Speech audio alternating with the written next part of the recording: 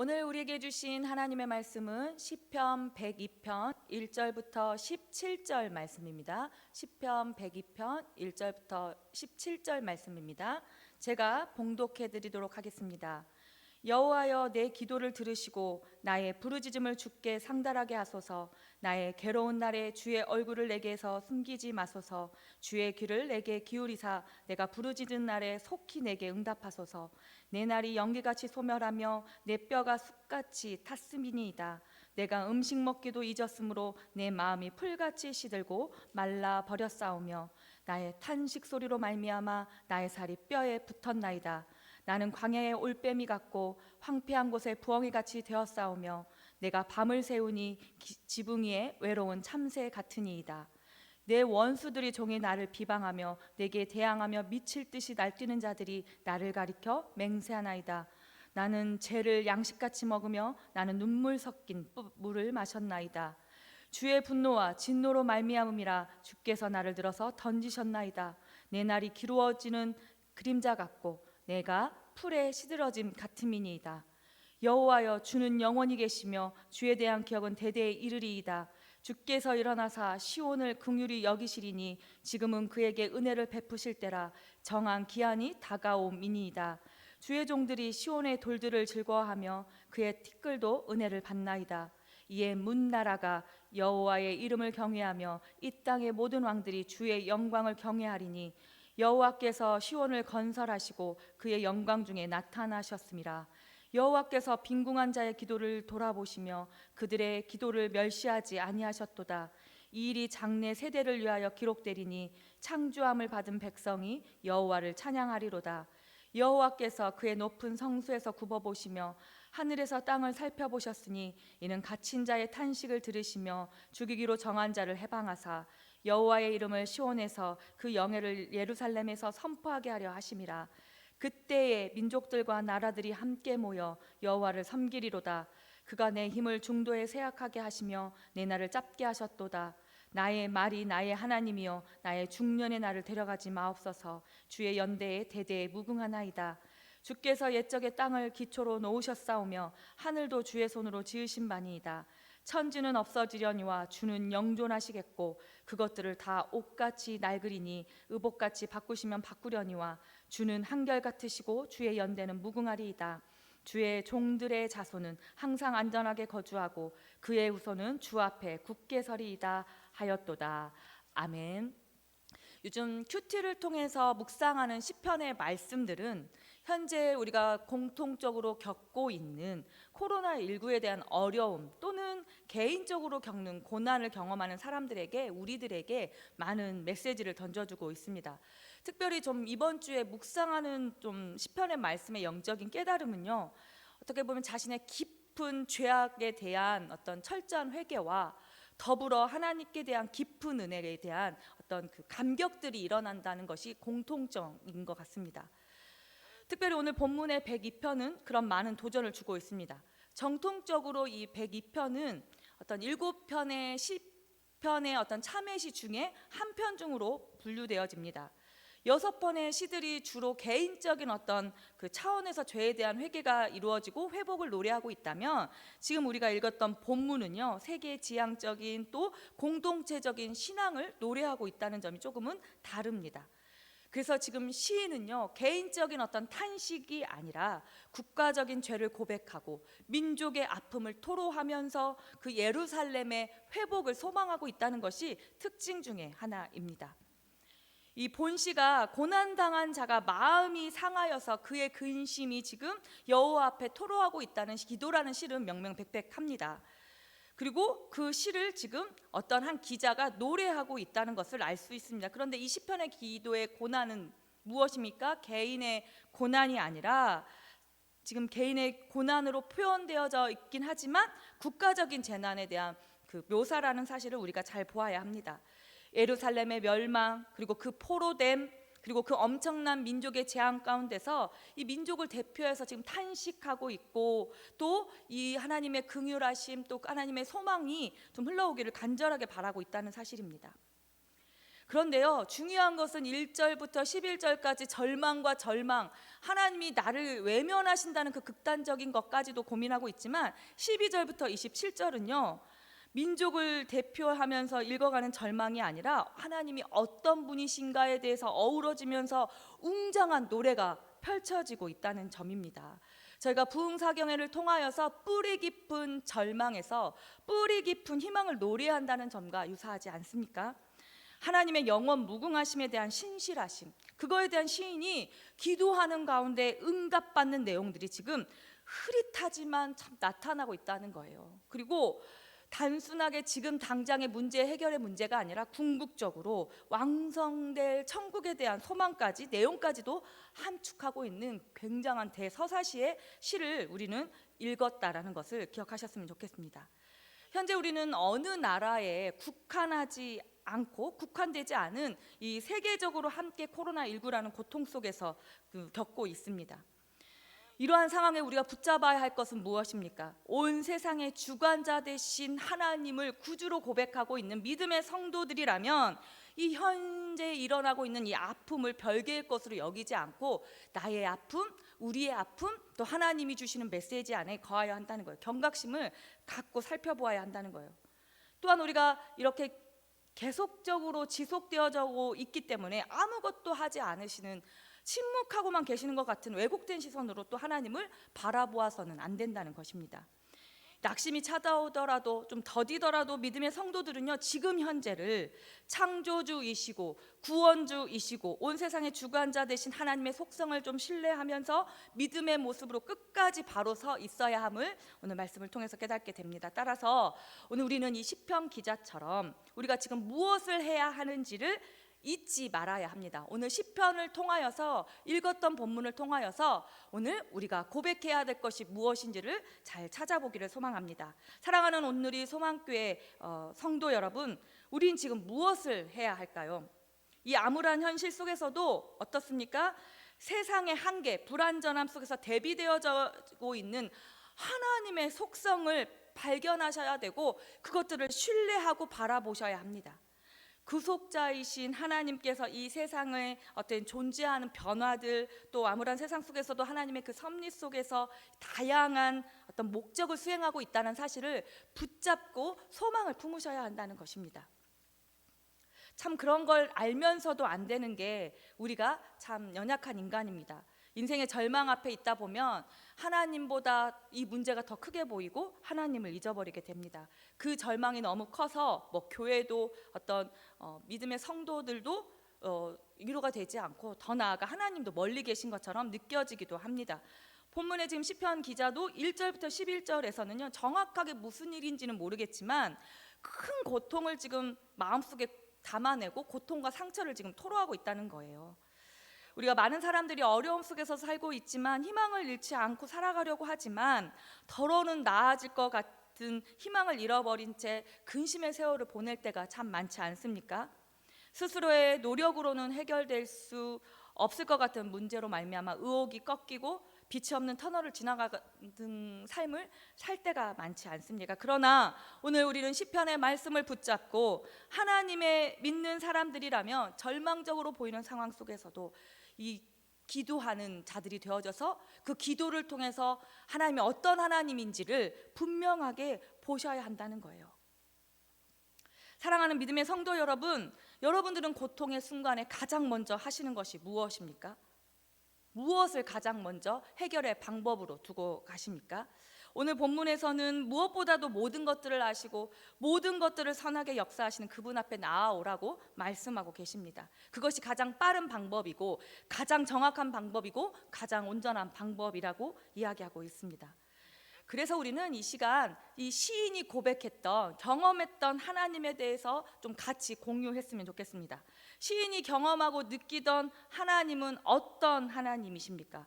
가장 먼저 시인은 하나님은 영원하시다라는 것에 주목하고 있습니다. 인생의 짧음과 대조하여서 하나님의 연대는 무궁하다는 것을 지금 강조하고 있습니다. 11절에 내 날은 기울어지는 그림자 같고 풀과 시들어짐 같다고 고백하는데 12절에 무엇라고 고백합니까? 주는 영원히 계시다라고 고백하고 있다는 거예요. 그리고 26절에 주는 영존하시며 27절에 주는 한결같으시고 영원 무궁하시도다라고 선포하고 있다는 거예요. 짧디 짧은 어떤 인간의 인생과는 다르게 하나님은 영원하신 분이시고 변함없는 분이시고 모든 것들의 주관자 되신다는 것을 선포하고 있는 거예요. 그 하나님이 25절에 천지를 창조하셨고 땅의 기초도 하늘의 어떤 것들도 주의 손으로 지으셨다라고 지금 고백하고 있지 않습니까? 그런 하나님이 이런 통치 가운데 있는 하나님이시기 때문에 하나님이 바꾸시려고 맘만 먹으면 손쉽게 바꿀 수 있다라고 또 고백하고 있습니다. 사랑하는 믿음의 성도 여러분, 우리가 코로나 속에서 벗어나지 못할 것 같아 보이지만 하나님의 때가 되면 분명한 이 코로나와 다른 상황 속에서 우리는 하나님을 만나게 될 것을 믿으셨으면 좋겠습니다. 또한 지금 두 번째로 시인은 어떠한 하나님을 지금 고백합니까? 긍휼의 하나님, 기도를 들으시는 하나님으로 고백하고 있습니다. 여러분은 여러분의 기도를 들으시는 하나님으로 믿고 계십니까? 믿어지시는 분들에게는 지금 이 본문 속에 나오는 19절의 말씀이 고백되어질 거예요. 19절을 제가 읽어드리도록 하겠습니다.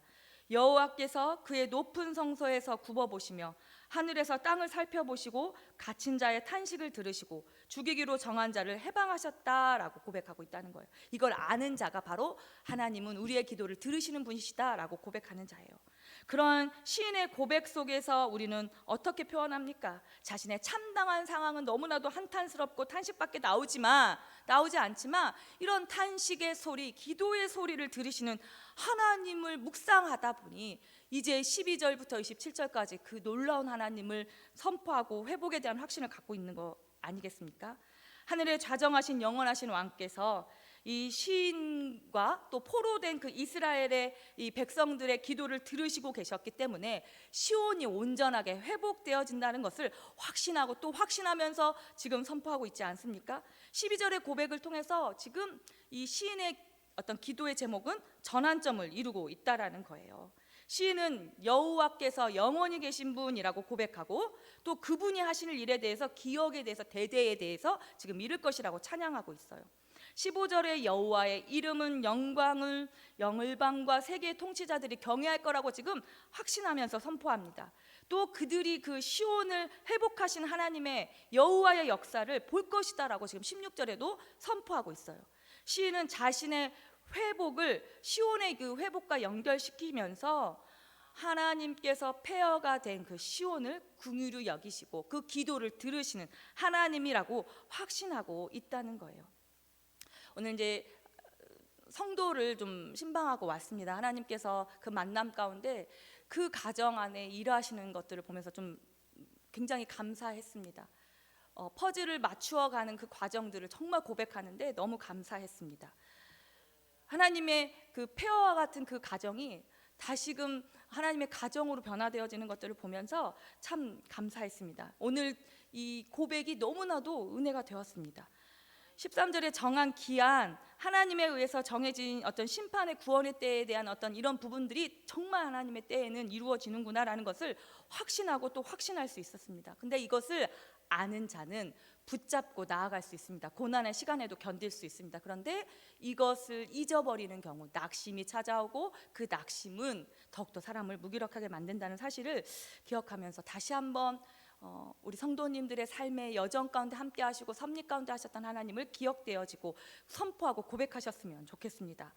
결국 이렇게 이 시편을 통하여서 공고한 자들의 기도를 들어주시는 그 하나님이 지금 속히 응답해 주실 것을 지금 고백하고 있다는 거예요. 그 확신은 하나님이 어떤 분이신지에 대해서 확신을 가지고 있었기 때문에 이어져 나가고 있고 장차 이들에게 그 후손들에게도 어떤 분이신지에 대해서도 알게 보여주신다는 것을 말하고 있는 거예요.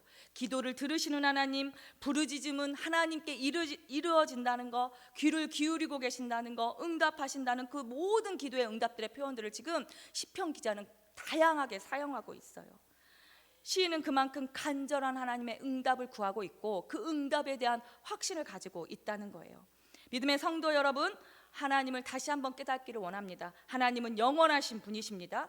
우리가 우리의 신앙의 수준으로 하나님을 생각하면 안 돼요. 자신의 환경과 신앙에 따라서 하나님이 전능하시기도, 또 무기력해지시기도, 또 사랑의 하나님이시다가 진노의 하나님으로 이렇게 뒤바뀔 때가 있는데요. 그런 상황과 상관없이 하나님을 하나님됨으로 인정하는 것이 너무나도 중요하다는 거예요. 하나님은 우리를 사랑하셔서 전능하시고 적극적으로 개입하시는 하나님이시고 영원하고 변함이 없는 절대 주권자라는 사실을 기억하셔야 돼요. 오늘 본문 속에서도 보좌에 앉아 계신다라는 표현을 쓰시는데요. 이 의미가 무엇입니까? 하나님은 현실적으로 통치자로서 주권자로서 존재하신다는 거예요. 우리 각 성도님들의 삶의 자리에 현실적인 통치자로 다스리시는 하나님이시라는 것을 믿으셔야 돼요. 그래서 기도의 응답을 어떤 문제 해결의 응답으로 여기지 마셔야 한다는 거예요. 하나님이 함께 하신다라는 것이 가장 중요하고 가장 큰 기도의 응답이라는 것을 기억하셔야 한다는 거예요. 하나님은 우리의 연약함을 분명하게 도우실 수 있는 분이십니다. 우리의 가장 근본적인 부분들을 해결하실 수 있는 분이심을 신뢰하고 바라보아야 합니다. 왜냐하면 하나님은 긍휼의 하나님이시기 때문이다. 오늘 시편에서 시편 기자가 영원하신 하나님, 기도를 들으시는 하나님, 그분이 왜 그럴 수밖에 없는지에 대한 설명을 좀 두는 것이 바로 긍휼을 베푸시는 하나님이시기 때문이라고 이야기해요. 폐허가 된 어떤 이 시온의 재건에 대한 소망이요, 하나님의 긍휼하심 위에 세워졌다라고 지금 근거 삼고 있는 거예요.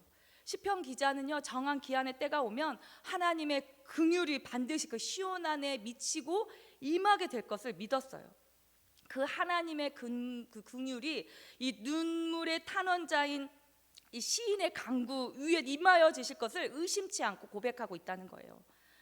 긍휼은요, 살아계신 하나님만이 베풀 수 있는 가장 인격적인 은총입니다. 긍휼을 베푸시는 그 하나님이 누구십니까? 살아계신 하나님이고 우리의 소망 되신 하나님이에요.